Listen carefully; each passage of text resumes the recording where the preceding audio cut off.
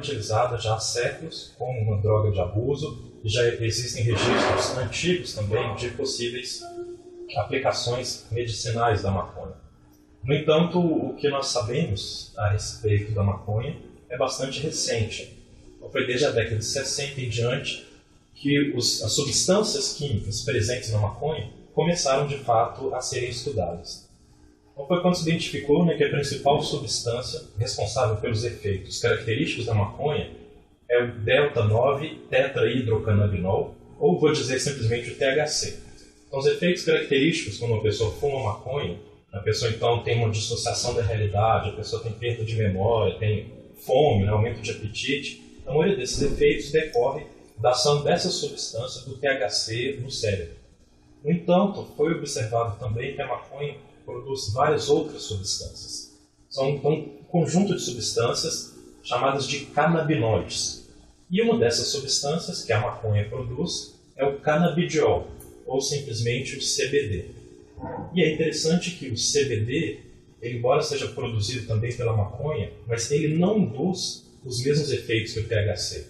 Então, o canabidiol é uma substância que induz vários efeitos que são diferentes daqueles efeitos induzidos pelo THC. Ou seja, a maconha é uma planta que produz várias substâncias e cada uma dessas substâncias com um efeito diferente. É a partir daí então que entra o interesse nas aplicações medicinais da maconha, ou separadamente do THC ou então do CBD.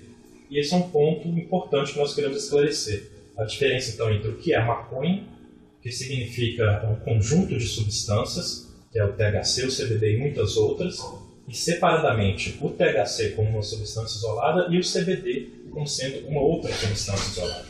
Então, cada um deles tem possíveis aplicações medicinais. A própria maconha, que é a droga de abuso, ela pode ser utilizada em determinadas circunstâncias como um medicamento. Mas lembrando, a pessoa estaria então utilizando todo esse conjunto de substâncias. Ela é utilizada em alguns casos específicos, para o tratamento de alguns tipos de dor, que a gente vai falar mais depois. Para o tratamento de náusea, também a maconha pode ser utilizada, mas são aplicações mais específicas. Além disso, o THC sozinho também pode ser utilizado como medicamento. E mais recentemente, o que vem sendo pesquisado bastante é o CBD. Então, essas pesquisas começaram aqui no Brasil já há cerca de 40 anos, tentando identificar possíveis efeitos do CBD para tratar epilepsia e também para tratamento de esquizofrenia. Depois, também surgiram perspectivas da utilização do CBD no tratamento de outros transtornos psiquiátricos, por exemplo, como transtornos de ansiedade. Aqui no laboratório, então, nós somos um laboratório de pesquisa básica, ou seja, nós estudamos o efeito, tentar entender por qual mecanismo essas drogas estariam aliviando sintomas de ansiedade, porque o que já se sabe, né, é que o canabidiol ele seria capaz então de atuar como uma droga ansiolítica, ou seja, uma droga que diminui a ansiedade dos seres humanos, e o nosso objetivo então é avaliar o efeito dessa droga aqui nos animais para tentar compreender por qual mecanismo essa droga estaria atuando no cérebro dos animais e, consequentemente, no cérebro dos seres humanos. Exato. Ou seja, o CBD ele tem uma série de efeitos que são de interesse terapêutico, alguns estão já sendo utilizados, por exemplo, o seu efeito no tratamento de determinadas epilepsias que não respondem aos tratamentos convencionais, é um tema que vem sendo bastante discutido no Brasil. Algumas crianças que têm alguns tipos de epilepsia que não podem ser tratados com os medicamentos, digamos, normais, convencionais, curiosamente, nesses casos, o CBD ele apresenta eficácia em reduzir as crises epilépticas nessas crianças. E ninguém entende ainda por que isso acontece.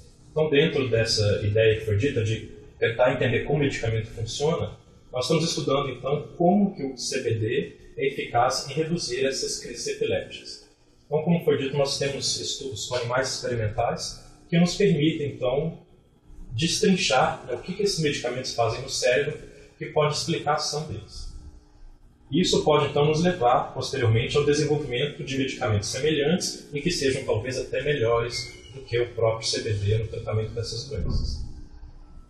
E essas informações todas, então, elas são importantes para tentar desmistificar e quebrar um pouco da ignorância que existe em torno de todo esse assunto. Então, nós estamos nos referindo à utilização medicinal dessas substâncias. Ou seja, são condições em que existe uma justificativa para que essa substância seja utilizada. Então, o fato de que a substância é ilegal não vai retirar o fato de que ela é uma substância necessária para alguns pacientes. Então, é claro que é justo que os pacientes que necessitem dessas substâncias tenham acesso a elas.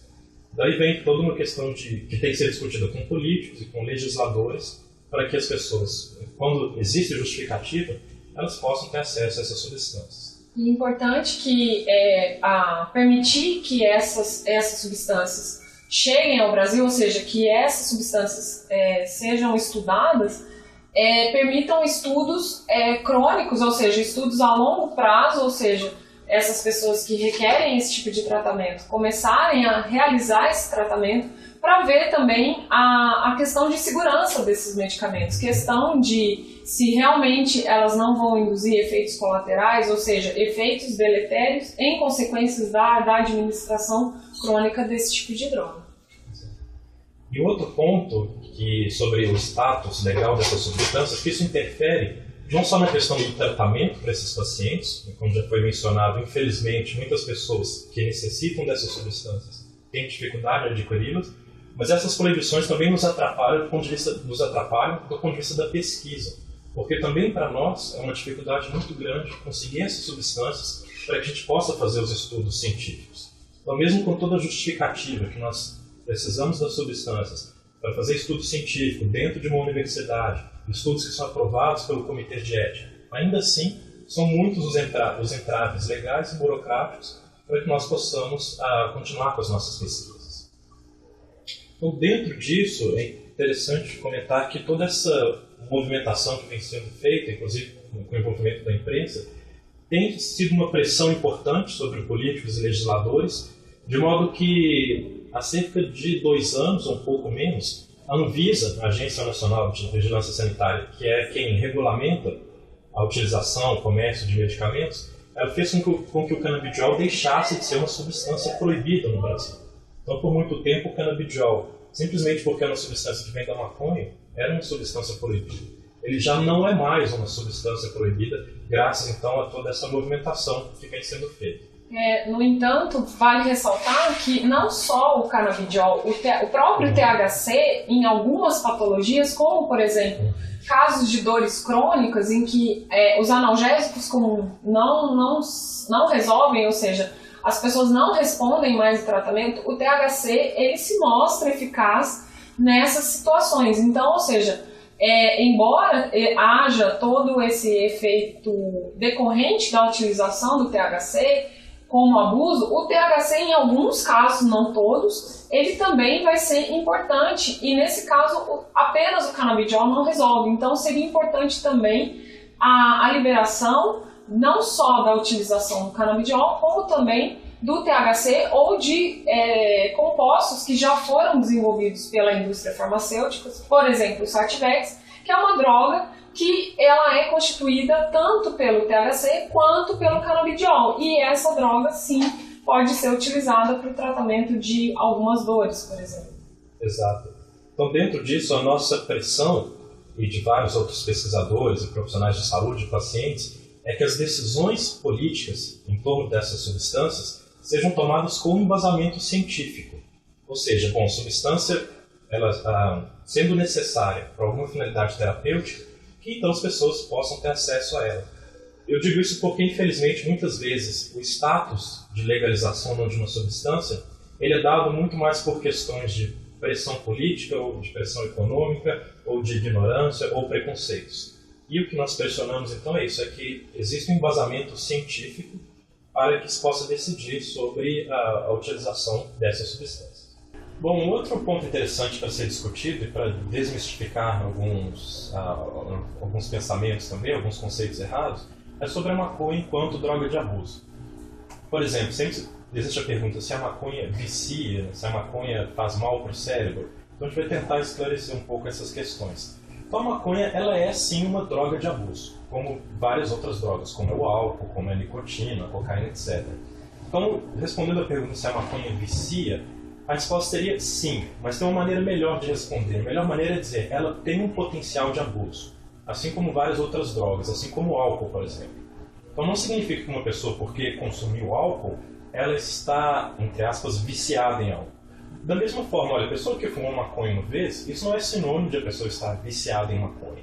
Mas o que ocorre é que uma vez que a pessoa consome essas substâncias, essas drogas, existe o risco, sim, de que ela venha consumir essas substâncias num padrão que não é apropriado, que pode acontecer excessivamente em detrimento de outras atividades da vida da pessoa, que é o que vai caracterizar então a dependência química ou abuso de drogas. Então a maconha, ela tem um potencial de abuso, ou seja, ela pode viciar. Não necessariamente ela vai, como outras drogas, mas ela pode viciar. Ela não é a droga mais deletéria de todas. Isso é algo interessante que já foi estudado. Existe uma espécie de ranking de quais são as drogas mais deletérias, que mais fazem mal e que menos fazem mal. Então existem outras drogas que são piores do que a maconha, quanto ao potencial de risco, potencial para fazer mal. Mas a maconha, se consumida a partir de uma determinada quantidade, ela pode sim fazer mal também. Então ela pode prejudicar determinadas áreas do cérebro, ela pode fazer com que posteriormente, isso já foi dito também, a pessoa venha a desenvolver determinadas doenças psiquiátricas, existe o risco de que a pessoa venha a ter prejuízo de memória. Prejuízo cognitivo. Exato, prejuízo cognitivo. O grande desafio ainda é entender qual que é esse limite, porque é esse limiar de corte, como para qualquer droga. O quanto a pessoa pode utilizar uma droga sem que isso faça mal. Parece que para algumas drogas, em qualquer quantidade, ela já vai ser deletéria. É o caso da cocaína, do crack, por exemplo. Mas para outras drogas, por exemplo, o álcool, muitas pessoas consomem álcool em baixa quantidade, e isso não necessariamente vai trazer qualquer prejuízo para a pessoa. Então mesmo se aplica a maconha. Nós não sabemos ainda, olha, o quanto você poderia fumar maconha sem que isso te faça mal, e qual seria então esse limiar de corte, que a partir de uma determinada quantidade ou frequência, fumar maconha começaria a prejudicar as pessoas. Então existem vários estudos sobre isso, mas ainda não é conclusivo. Mas de qualquer maneira, então, só para sintetizar, a maconha é uma droga de abuso, então ela tem um potencial para induzir vício. É preciso então ter cuidado no uso em relação a qualquer outra droga de abuso. E em alta quantidade, existe o risco então de que a maconha possa sim prejudicar o cérebro e o comportamento das pessoas. E o fato de uma droga que pode induzir abuso não significa que ela não pode virar um medicamento. É o caso do que já acontece e já é amplamente utilizado os opioides. Quem são os opioides? São as drogas como, por exemplo, a morfina. O fato de uma pessoa precisar utilizar a morfina como analgésico não significa que ela vai utilizar a morfina como droga de abuso. No entanto, algumas pessoas que fazem a utilização de morfina para tratar dor, elas podem depois ficarem propensas ao abuso ou viciadas em morfina, utilizando esse termo, né, sempre entre aspas. Mas existe então também, isso estaria relacionado com a forma com que essa droga é administrada. Então, por isso que nem sempre também o fato de, se no futuro a maconha for liberada como medicamento, vai significar que todas as pessoas vão ficar dependentes ou viciadas de maconha. Então, isso é uma coisa que pode ser, sim, dissociado e permitir que essa droga seja liberada terapeuticamente. E as nossas expectativas é que essa discussão científica é o que venha cada vez mais a direcionar as discussões sobre o uso medicinal, sobre a questão de legalização ou não. Porque, novamente, muitas vezes essas discussões são motivadas por questões financeiras, por questões ideológicas, por preconceito. Então, à medida que essas discussões vão sendo direcionadas pelo embasamento científico, nós acreditamos oferecer decisões melhores para a sociedade e para aquelas pessoas que, de alguma maneira, necessitam de utilizar essas substâncias.